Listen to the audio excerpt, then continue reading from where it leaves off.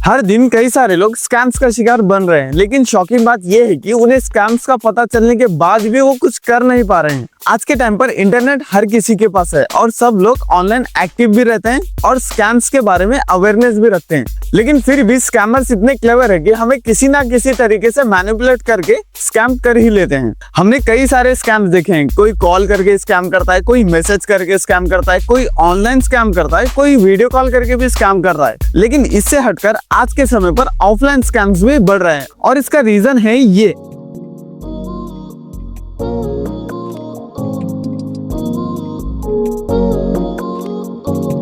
मेरे एक दोस्त का भाई है जो कि पुणे में रहता है। उसके साथ एक ऐसा स्कैम हुआ है जिसके वजह से उसे अपने 50,000 रुपए गंवाने पड़े, और वो भी इस नकली iPhone 15 Pro Max के वजह से। अब ये स्कैम हुआ कैसे, इसके बारे में हम थोड़ी देर में बात करेंगे, लेकिन उससे पहले इस 50,000 के नकली iPhone 15 Pro Max में मिलता क्या क्या है उसके बारे में बात कर लेते हैं। सबसे पहले हम इसके डिजाइन के बारे में बात करेंगे, क्योंकि पर्सनली मुझे लगता है ये स्कैम 99% इसलिए सक्सेसफुल हो पाता है क्योंकि इसकी डिजाइन और बिल्ड क्वालिटी आपको एग्जैक्ट iPhone 15 Pro Max जैसी देखने को मिलती है। एप्पल ने अपने R&D पर इतना सारा पैसा स्पेंड किया और इतना सारा टाइम स्पेंड किया ताकि अपने फोन्स में टाइटेनियम बॉडी ला सके। अब एप्पल को टाइटेनियम बॉडी लाने में काफी मुश्किल हुई है, लेकिन लगता है स्कैमर्स को नहीं, क्योंकि आपको एग्जैक्ट वैसी इनहैंड फील देखने को मिलेगी जैसी आपको असली आईफोन में देखने को मिलती है। अब ये असली टाइटेनियम तो नहीं है, लेकिन आपको इनहैंड फील वैसी ही देखने को मिलेगी। अगर इसके डिस्प्ले की बात करें तो आपको इसका डिस्प्ले इतना घटिया देखने को मिलता है कि आपको लगेगा कि आप कोई 5 या 6 हजार का फोन यूज कर रहे हैं।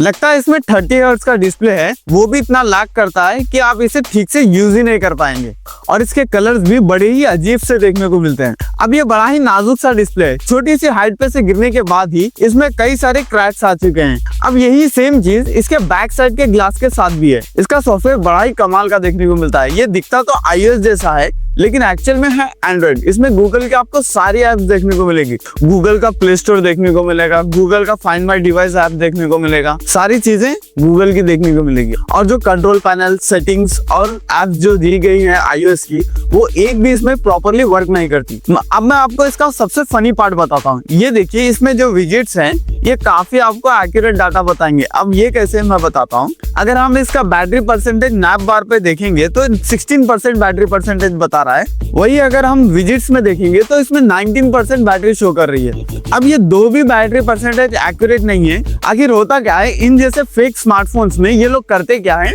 कोई भी छोटे फोन की बैटरी इसमें लगा देते हैं। क्योंकि इसमें अब बैटरी छोटी है और इसका सॉफ्टवेयर अलग तरीके से डिजाइन किया गया है, तो ये आपको कभी भी एक्यूरेट बैटरी परसेंटेज बता ही नहीं सकता। इसके बैटरी क्वालिटी के ऊपर भी भरोसा नहीं कर सकते, वो कभी भी फट भी सकती है। अब इसके कैलेंडर विजिट के ऊपर ध्यान दीजिए। मैं ये वीडियो अभी के समय पर रिकॉर्ड कर रहा हूँ 9th जैन को, और इसमें शो कर रहा है 8th जैन।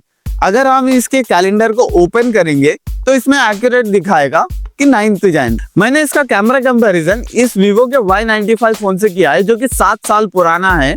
फिर भी इसका कैमरा बेटर है इससे। आप इसी चीज से अंदाजा लगा सकते हैं कि इसका कैमरा और हार्डवेयर कितना पुराना देखने को मिलता है। और एक कमाल की चीज, इसके अंदर का जो हार्डवेयर है वो भी ठीक तरीके से एडजस्ट नहीं किया गया है।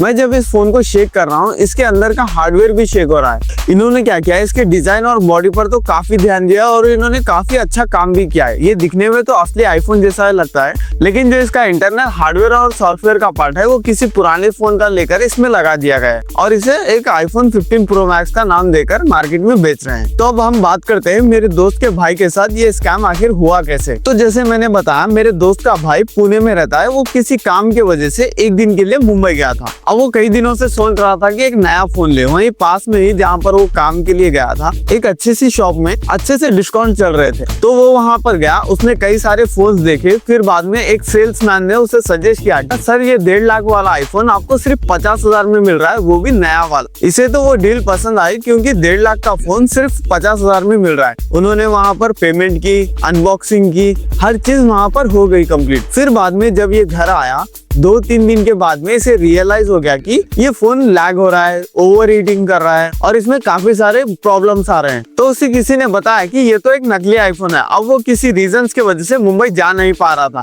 तो उसने क्या किया, एक नया एंड्रॉइड फोन परचेस किया। अब उसे ही इस्तेमाल करना शुरू किया और इस फोन को साइड कर दिया क्योंकि इस फोन से काफी ज्यादा उसे प्रॉब्लम हो रही थी। तो अब ये स्कैम्स उन लोगों के साथ होते हैं जो टेक के बारे में उतनी नॉलेज नहीं रखते। जैसे किसी भी नॉर्मल पर्सन को पता होता है कि आईफोन के बारे में कैमरा कैसा होता है, उसका डिजाइन कैसा होता है और उसके ऊपर एक एप्पल का लोगो होता है, यही सब पता होता है। लेकिन इंटरनली उसमें फीचर्स क्या क्या होता है, कौन से फीचर्स किस तरीके से वर्क करते हैं, इसका सॉफ्टवेयर कैसा होता है और इसका बैटरी बैकअप कैसा होता है, ये सब चीजें पता नहीं होती। तो इसी चीज का फायदा उठाते हुए स्कैमर्स बॉडी और डिजाइन पे ज्यादा ध्यान देते हैं बजाय उसके इंटरनल सॉफ्टवेयर पे, क्योंकि ज्यादातर लोगों को टेक्निकल नॉलेज उतनी होती नहीं है। अब ये स्कैमर्स स्कैम करते भी हैं महंगे फोन्स के साथ, जैसे एप्पल के आईफोन्स हो गए या सैमसंग के फ्लैगशिप फोन्स हो गए। तो इसीलिए आप जब कभी भी एक नया फोन परचेस करने जाते हैं तो उसके बारे में एक प्रॉपर जानकारी रखनी चाहिए कि आप कौन सा फोन ले रहे हैं, उसमें फीचर्स क्या क्या देखने को मिलते हैं और उसकी बिल्ड क्वालिटी कैसी है, उसका रिव्यू कैसा है। ये सब चीजें का ध्यान रखते हुए आप एक नया फोन परचेस कर सकते हैं। अब काफी सारे लोगों का सवाल होगा कि एक नकली फोन में और एक असली फोन में फर्क कैसा पहचाने। सबसे पहले तो एक प्राइस का डिफरेंस आता है। जो भी आपको कहेगा अगर ये फोन आपको कम प्राइस में मिल रहा है तो उससे बच के रहिए, क्योंकि कोई भी चीज आपको आधे से ज्यादा कम प्राइस में नहीं देखने को मिलती। जैसे मेरे दोस्त के भाई के साथ हुआ, वो 1.5 लाख का फोन है और उन्हें 50,000 में मिल रहा है। तो ये कभी पॉसिबल ही नहीं है कि इतना ज्यादा कम हो जाए प्राइस। और दूसरी चीज, आप जब कभी भी फोन परचेस करते हैं तो उसके बॉक्स पर या फोन पर एक IMEI नंबर होता है, जिसकी मदद से आप उसके ऑफिशियल वेबसाइट पर जाकर चेक कर सकते हैं कि ये फोन असली है या नकली है। और आप इन चीजों का भी ध्यान रख सकते हैं जब आप अनबॉक्सिंग करते हैं। चाहे वो नकली फोन कितना भी परफेक्ट क्यों ना हो, उसमें कुछ ना कुछ कमियां होते हैं। जैसे इस आईफोन में एक आपको बड़ी सी बेजल देखने को मिलती है और जो पीछे लाइडर सेंसर है उसमें सिर्फ ब्लैक डॉट देखने को मिलता है, उसमें लाइडर सेंसर है ही नहीं। और ऐसी काफी सारी छोटी छोटी चीजें होते हैं जिससे आप अंदाजा लगा सकते हैं कि ये फोन नकली है या असली है। तो इसीलिए इन चीजों का ध्यान रखना जरूरी है, क्योंकि आज किसी और के साथ स्कैम हुआ है, कल के दिन आपके साथ भी ये स्कैम हो सकता है। अगर आपको ये वीडियो इन्फॉर्मेटिव या यूजफुल लगी हो तो लाइक और सब्सक्राइब करना ना भूले। मैं मिलता हूं आपसे नेक्स्ट वीडियो में।